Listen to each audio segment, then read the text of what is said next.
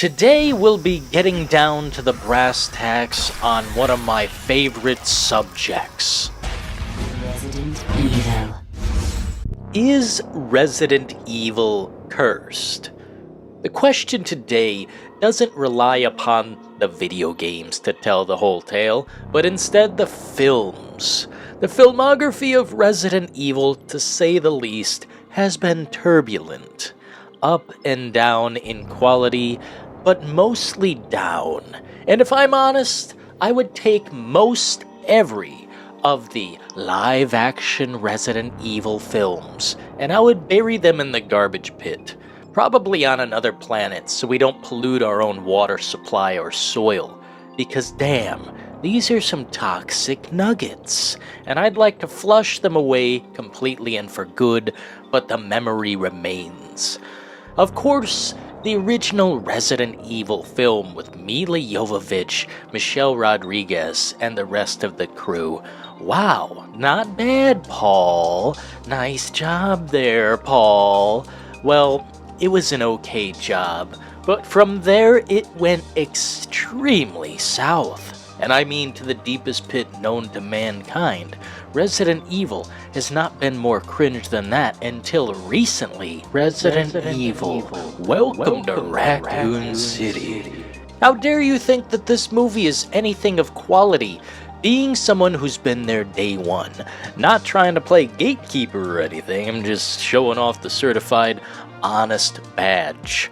I've been there since day one with Resident Evil, and if you think that film represents what Resident Evil is, you are someone who also missed the point the entire time, and you're all about the brand and not what's behind the logo. Resident Evil isn't just what was shown in the film, because what was shown in the film was basically a chaotic ladder of events that meant pretty much nothing. I gotta say, it's almost all a blur, except for about 30 seconds of the movie that I enjoyed. The rest of it is filler content that feels like aimless, directionless, substanceless, soulless action, and a bunch of lines of comedy that I'd never thought I'd hear in a Resident Evil labeled product.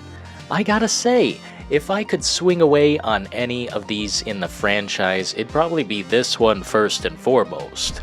Because while people think it's okay, no, I gotta say, it's far from fucking okay. We gotta talk about Leon S. Kennedy and how Jill Valentine is not the main character. Barely even in the movie as far as I remember. Chief Irons probably had more screen time than Jill Valentine, which blows my mind. And as far as Leon S. Kennedy goes, that's not him. That's a cringe lord supreme. Neo Maxi Zoom Dweeby. That is a fucking loser. For fans, Leon's an action hero, but we really wanted to go back to the original second game, where he's quite a nerdy, reluctant hero.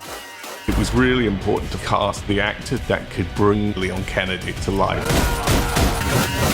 A pathetic one at that, and he doesn't even want to be a cop. From my recollection, Leon S. Kennedy is rather honorable and puts himself in the line of fire at all given opportunity when he has to save someone who needs saving.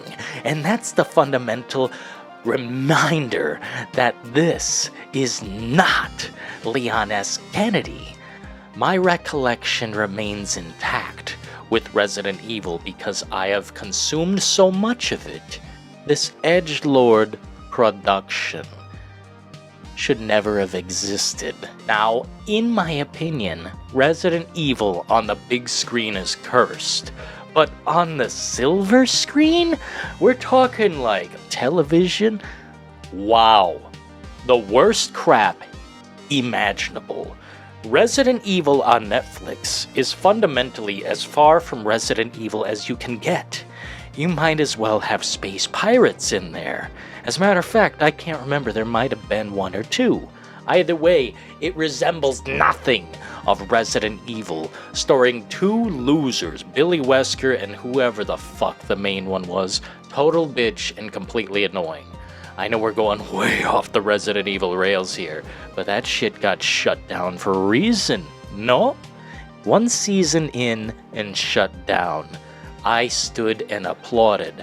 I baked a cake with pink frosting on it, because damn what a celebration that was when that shit got shut down. Netflix's Resident Evil is beyond worthless. It should be locked away in a vault and forgotten, the memory of it wiped from all of mankind. Because yes, another curse upon the franchise that is so comfy and so kino and such a collectively beautiful horror arrangement. The work that has been done, the body of work that is Resident Evil, has been spat upon time and time again by countless directors and simpletons, producers and nimrods who think they're writers, but they're not. They're honestly not. This is so sad, but then again, maybe that's how curses go. Keep Resident Evil off the big screen if you can't figure it out. And if you can't figure it out, here's a spoiler for you why the curse remains. George A. Romero was supposed to create a Resident Evil picture, and from the script, it was pretty cozy. Pretty much something we would want to see as Resident Evil fans. But he said no to some certain handshaking gestures, and he didn't want to toe the line. He wanted to make the movie his way, and the companies said no. So while we sit here and bask in the darkness that is these days and these times, this curse remains on Resident Evil. Because perhaps the best of us was supposed to create it. George A. Romero. He was supposed to be there, and that was supposed to be his big title.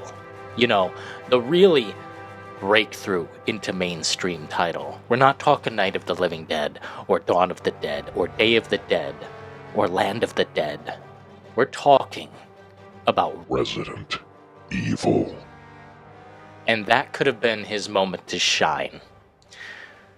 While the curse remains for Resident Evil on the big screen, we can hope to see another fantastic game. Or many more to come, I should say, because this is a completely alive franchise. It's more than alive. But on the big screen, it is dead. The self-destruct sequence has been activated. Repeat, the self-destruct sequence has been activated. This sequence may not be aborted.